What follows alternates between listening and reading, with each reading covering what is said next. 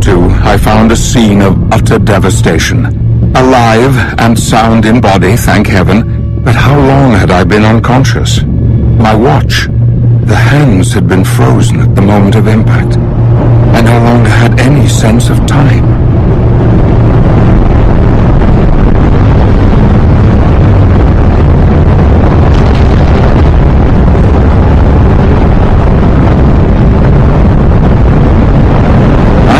The city's population would be trying to escape to the countryside, but my brother Ben and my fiancée Emily were here in London, trapped at the heart of the conflict, and I had to find my loved ones.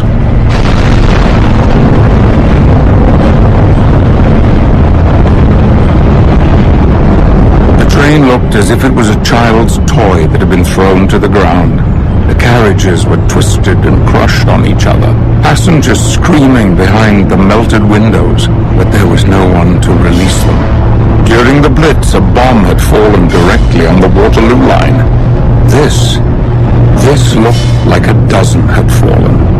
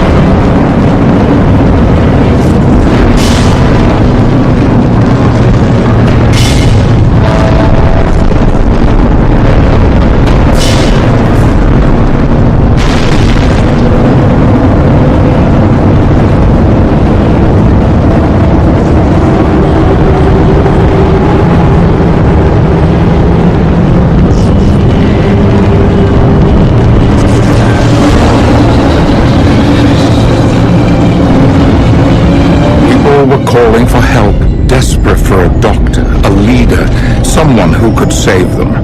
Guiltily, I passed by.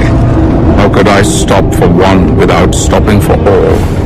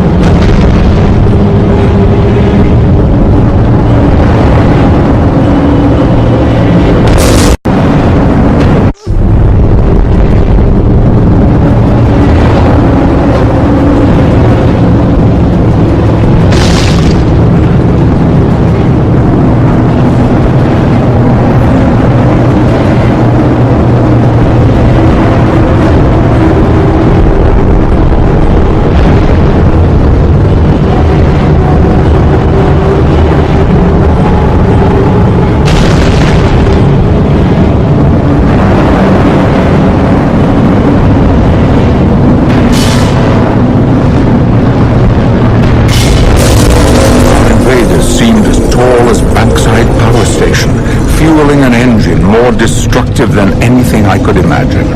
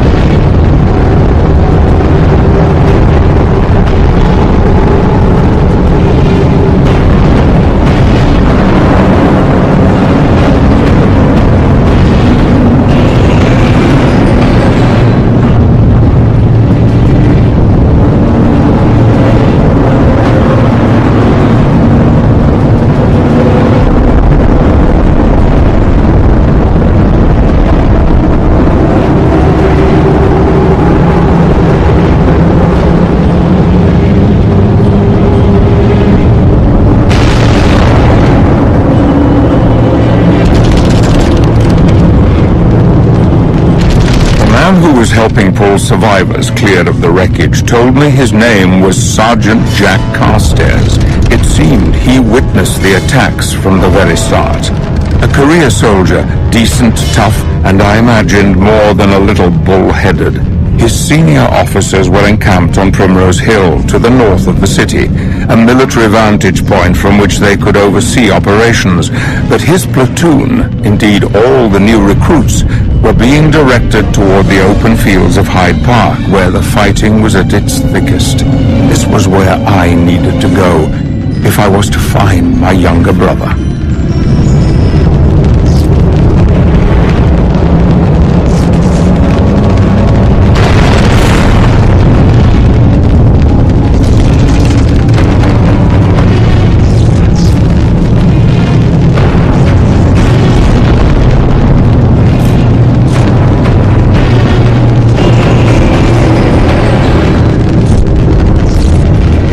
In the space of a few hours, my world had been turned on its head.